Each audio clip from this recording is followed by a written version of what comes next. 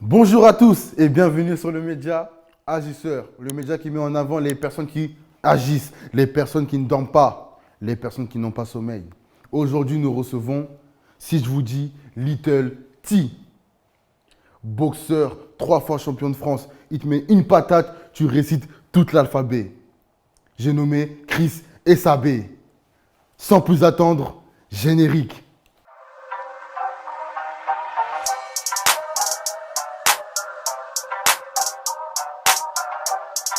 Chris, Le 10, comment ça va? bien et toi?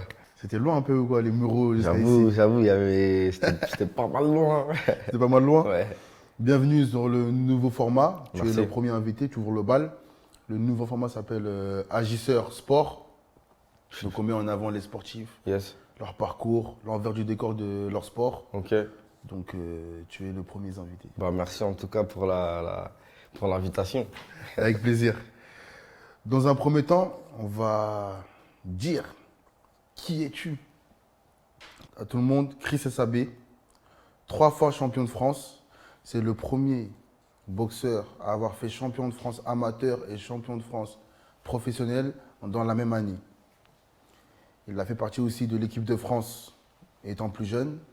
Et il est aussi double champion WC francophone. WC francophone. Exactement. C'est ça? Exactement. Donc c'est déjà un très très beau palmarès. Donc Yes. félicitations pour ça. Merci. Tu viens des Mureaux. C'est ça.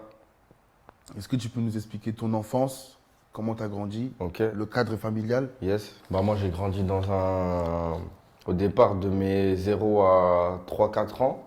C'est-à-dire, j'étais bébé encore, on va dire. On a grandi dans un quartier, au quartier de la Gare, au Muro, dans un F2.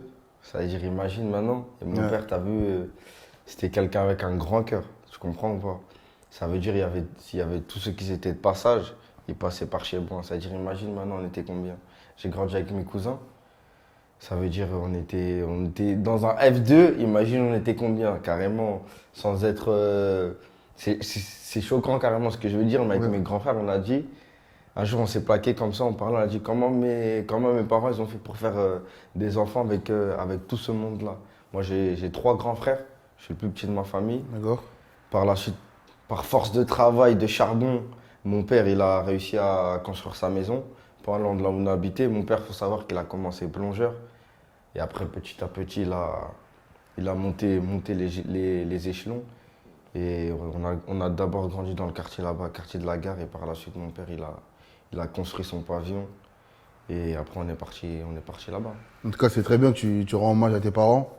C'est très important. Donc, mais pendant ces périodes-là, Ouais. où vous êtes beaucoup dans la maison, toi, est-ce que directement, étant jeune, tu as conscience que tu vis un peu dans la difficulté? Donc, est-ce que ça t'a forgé? Est-ce que directement, tu t'es dit, moi, il faut que je m'en sors, il faut que je fasse un truc de moi-même?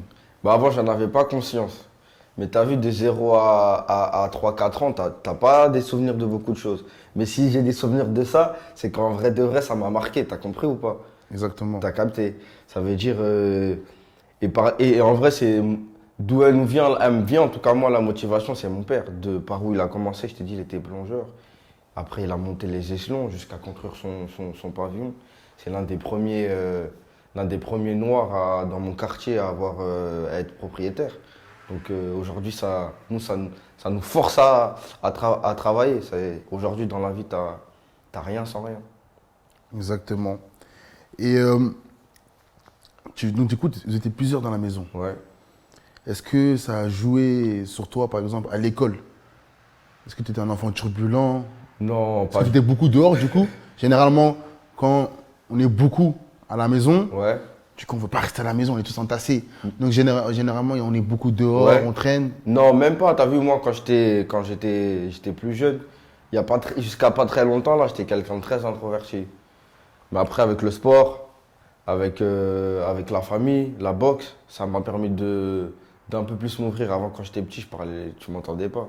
T'as vu, aujourd'hui, de parler devant toi comme ça, jusqu'à là, il y a peut-être 2-3 ans, impossible. Mais aujourd'hui, avec le sport, le fait d'être bien entouré aussi, tu comprends? D'être aussi, parce que on a grandi avec beaucoup de monde, mais j'étais entouré de ma famille. Tu comprends? C'est-à-dire qu'il y a que des gens, il y a que des gens sincères autour de moi. Donc tu grandis dans un environnement. C'est beaucoup plus facile de grandir dans cet environnement-là. Tu comprends? Je comprends. Et aujourd'hui, avec la boxe, ça m'a permis d'un peu plus m'ouvrir. Justement, en parlant de boxe, Ouais. comment tu rentres dans la boxe? Tu rentres dans la boxe pourquoi? Parce que tu voulais vaincre justement cette timidité que tu avais Ouais. ou autre chose? Non, pas du tout. Alors moi, je suis rentré dans la boxe à cause de mon grand frère. T'as vu, moi, je D'accord. suivais beaucoup mon grand frère. Partout où il allait, j'étais tout le temps avec lui. En vrai, tu m'as dit j'étais beaucoup dehors, j'étais beaucoup dehors. Pas tout seul, mais j'étais beaucoup dehors avec mes grands frères. T'as vu, avec mon plus grand frère, j'étais tout le temps avec lui. T'as vu, j'ai de la musique un peu avant. C'est-à-dire j'étais partout avec lui quand il allait faire ses trucs de musique. Avec celui qui est juste au-dessus de moi. Partout où il allait, il me tirait avec lui. C'est-à-dire, en vrai, des fois, il allait pas capter il allait capter des go. T'as capté, j'ai pas le droit de le dire, ça. Mais j'étais avec lui, t'as Ouais. capté ou pas? Et ça veut dire, en vrai, j'étais beaucoup dehors, pas avec mes amis, mais beaucoup dehors avec mes grands frères. D'accord. Et donc lui, il te fait rentrer dans la boxe. Ouais. Mais lui, il a boxé avant. Et non, avant, il boxait pas, on a commencé au foot. D'accord. Et après, un jour, il est rentré à la maison, il m'a dit, ouais, vas-y, viens, on va essayer la boxe. Vas-y, moi, tu connais, c'est mon grand rêve, j'étais tout le temps avec lui, vas-y, on va essayer la boxe. C'est-à-dire, c'est comme ça que ça a démarré. Donc premier entraînement et tu prends goût. Premier entraînement, en vrai, je prends pas goût, je suis là, en vrai, je suis un suiveur, tu comprends? Je suis là parce que c'est mon frère qui m'a ramené, mais les premiers entraînements, vas-y, j'aime bien, normal, sans plus. Après, on revient une deuxième fois, tu connais, l'entraîneur, il commence à te flatter. Tu connais, t'en prends, ça te fait du bien, ça te mousse un peu.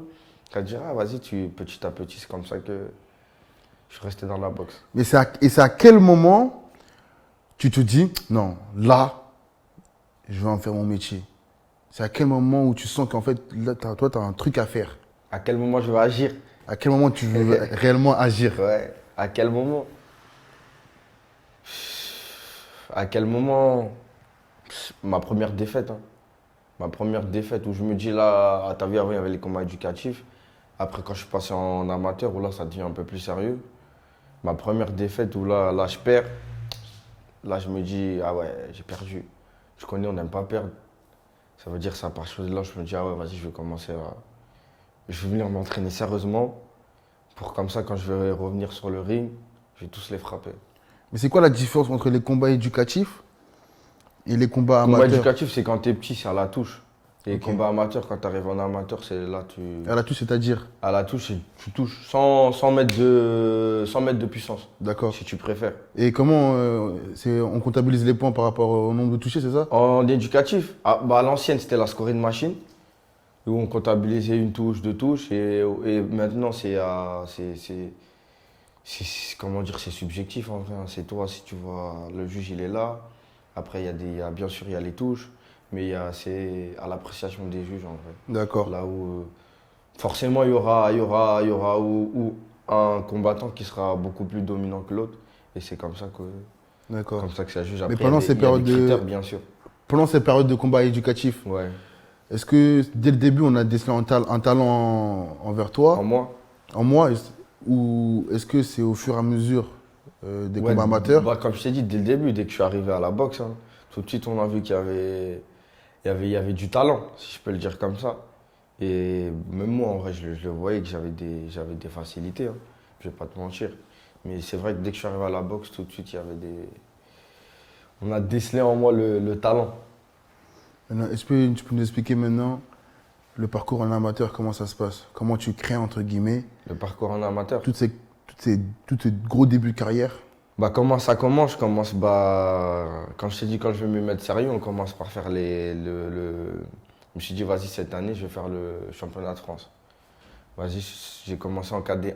C'est-à-dire KD1, c'est mon premier combat amateur. Premier combat amateur, Pouché, ceux qui connaissent la boxe, en tout cas sur Paris, c'est une salle où ils ont sorti beaucoup de champions. D'accord. Et dans cette salle-là, quand tu boxes, il y a du monde.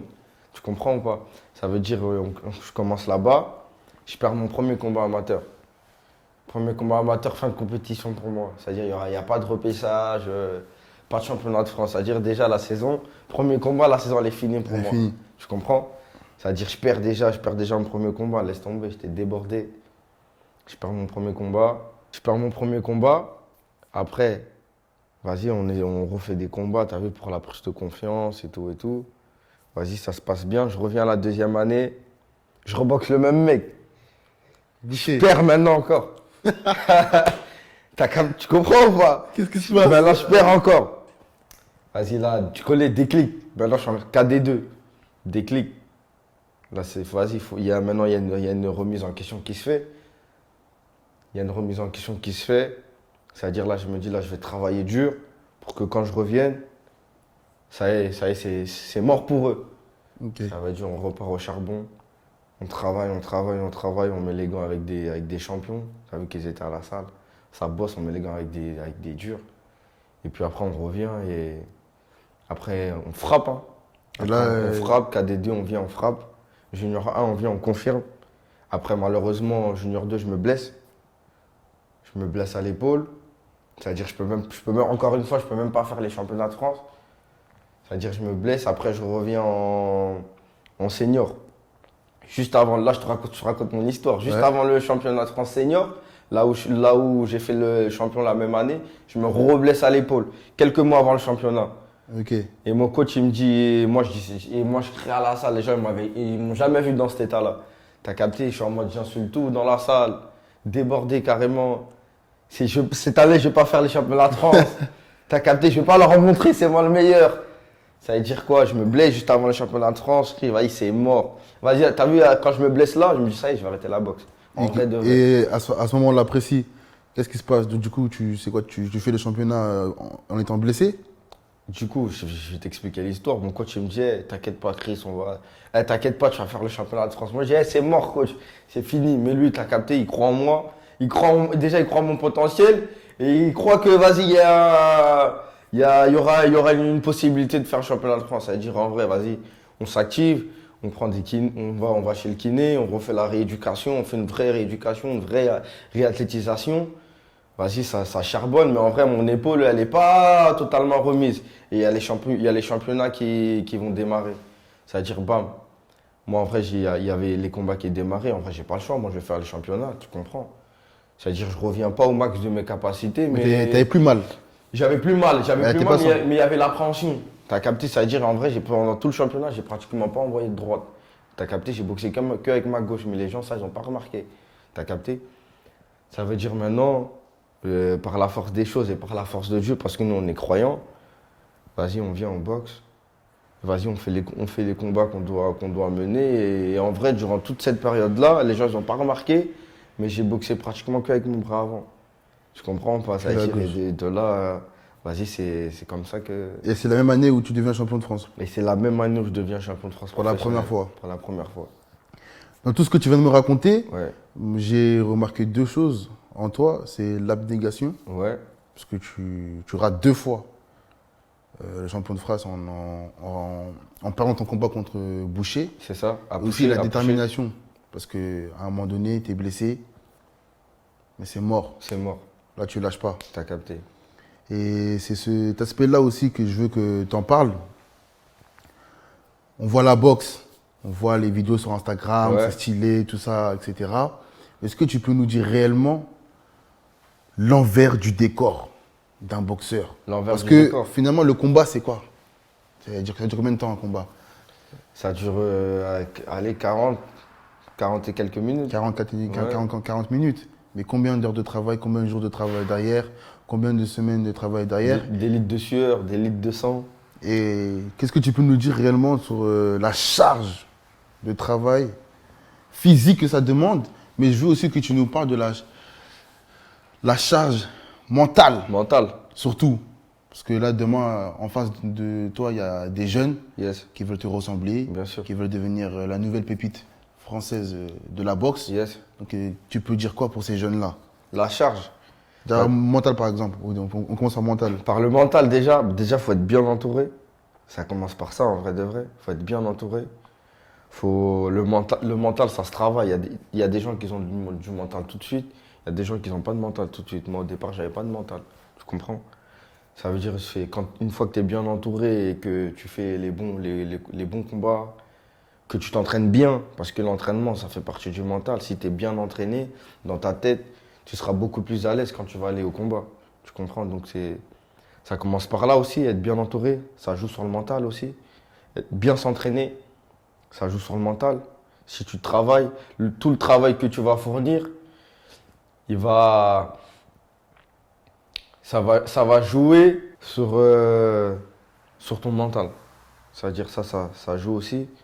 Après, pour la partie physique, comme je t'ai dit, des litres de sueur, des litres de sang. On s'entraîne sur une préparation. Je peux m'entraîner, je peux faire 11 entraînements dans la semaine. Calcule le nombre d'heures. Mm. Ça fait beaucoup. Il y a une chair, c'est-à-dire quand je rentre chez moi le midi, en vrai, j'ai qu'envie de dormir. Des fois, je m'entraîne le matin, après t'enchaînes sur de la prépa physique. C'est une charge aussi. Si t'es pas motivé en vrai de vrai et que t'as pas envie de travailler, tu pourras pas faire ça. Tu pourras pas faire ça. C'est pour ça qu'il faut être motivé, il faut avoir envie de travailler. Et surtout, pour arriver à mon petit niveau, bien sûr, il faut travailler, il y a pas de secret. Et est-ce que le mental, c'est lié à la peur? Par exemple, tu m'as dit, Ouais, quand tu es devenu champion de France pour la première fois, Ouais. tu avais mal à l'épaule. ouais, Et en fait, inconsciemment, tu avais plus mal déjà, mais Ouais. tu sais que cette épaule-là, elle a affaibli. bien sûr. Et du coup, tu combattais avec la peur de te reblesser, Mais la peur de me reblesser. La peur de me reblesser. Et en donc, vrai. du coup, comment tu arrives à. Carrément, j'avais même plus la peur de perdre, mais j'avais la peur de me reblesser. Mais comment tu arrives justement. Parce que tu as besoin de ton épaule, parce que tu te bats avec l'épaule. Ouais. Comment tu arrives mentalement à passer outre ça? Tu peux même te déboîter l'épaule, te casser le bras, mais tu y vas. Tu boxes. Tu veux rien savoir. Comment tu dépasses ça? Comment tu dépasses ça? C'est la soif de gagner, frérot. En vrai, il n'y a pas de secret. C'est la soif de gagner, en vrai de vrai.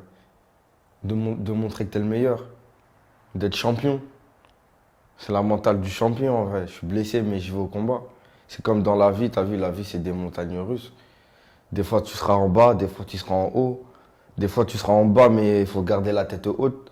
C'est la même chose dans le combat. Là, j'étais blessé, mais en vrai, il y avait la peur de se reblesser, mais j'avais pas le choix de montrer que, vas-y, malgré que je suis blessé, je fais partie des tauliers. C'est lourd, mon frérot. Ça, c'est les vraies paroles Et, d'un champion. et après aussi, je vais pas te mentir, t'as vu, je suis croyant, moi. Ça veut dire il y a la foi aussi qui rentre en compte. Tu vois, la foi, dans cette période-là, ça m'a beaucoup aidé. Je vais pas te mentir.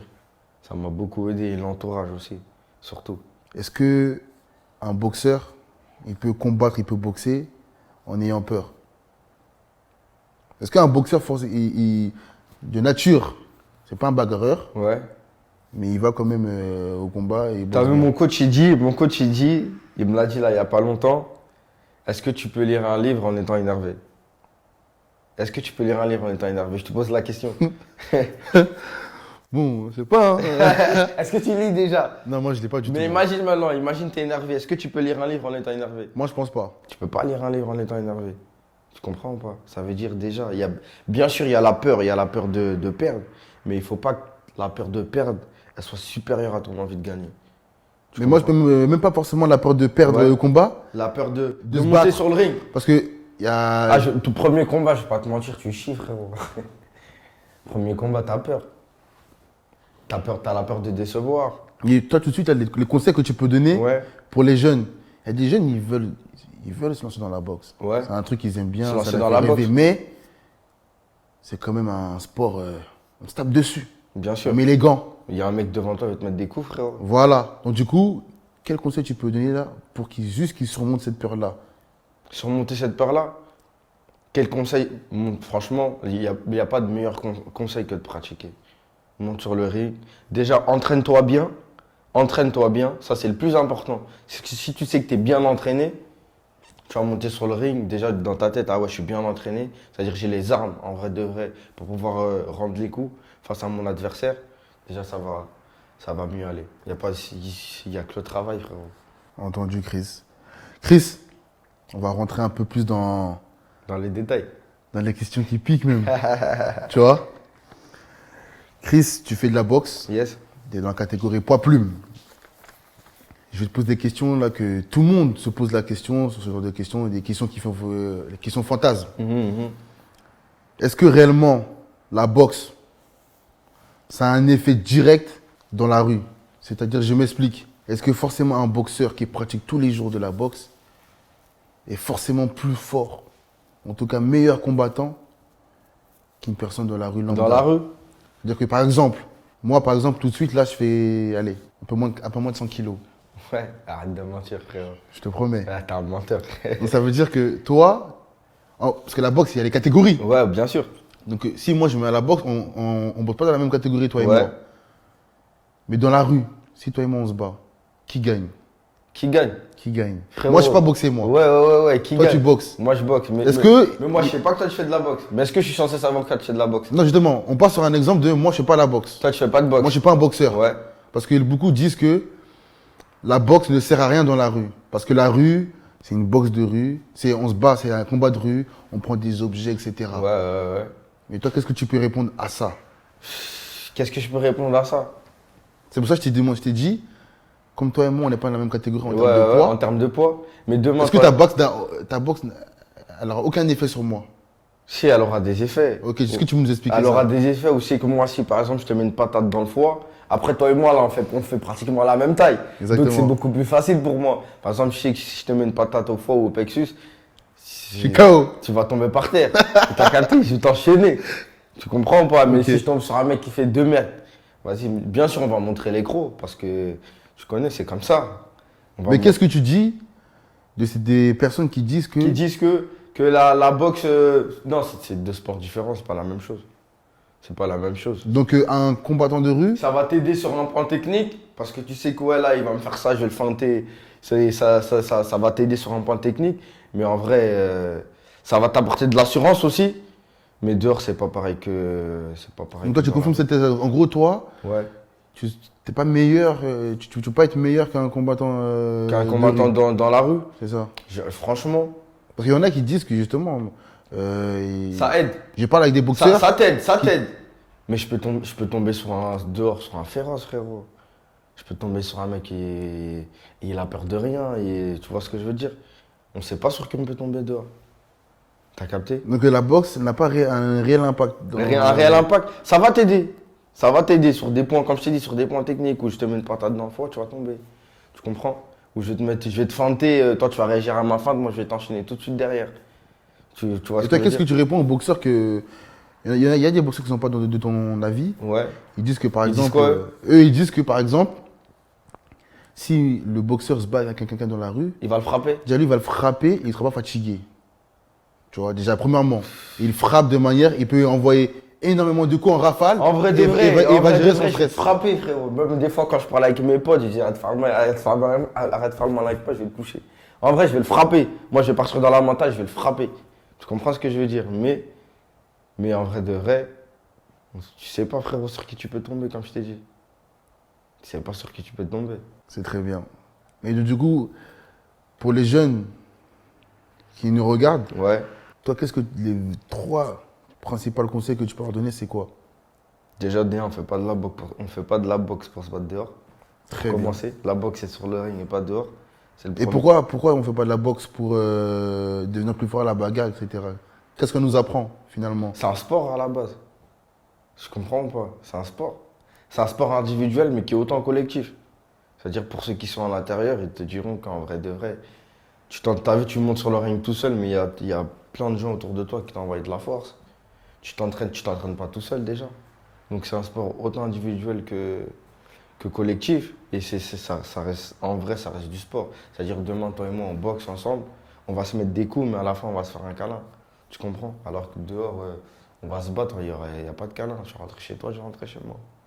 Tu comprends? Est-ce que toi, tu as déjà vu des gens, tu sais, qui sont venus qui sont rentrés dans ce sport-là en essayant d'être plus fort pour après, derrière, dehors, mettre, tu vois, leur Bien attitude? sûr, bien sûr, mais ça n'a pas fait long feu. Comme quelqu'un qui vient à moi pour vraiment pratiquer le sport et qui aspire à être champion du monde. C'est pour ça, eux ils viennent, ils s'entraînent un petit peu, ils vont rester là 2-3 ans, après tu les revois plus à la salle. Donc c'est là où ça diffère entre quelqu'un qui veut être champion et quelqu'un qui est là pour des intentions de bagarre de rue. C'est totalement différent. Et le deuxième conseil que tu peux donner? Le deuxième conseil que je peux donner, c'est croire en ses capacités, croire en soi. C'est très important à partir du moment où tu prends. Moi, c'est à partir du moment où j'ai pris aussi conscience de mes capacités, où c'est là que j'ai commencé à performer. C'est le deuxième conseil que je peux donner. Après, il ne faut pas se mentir à soi-même, attention.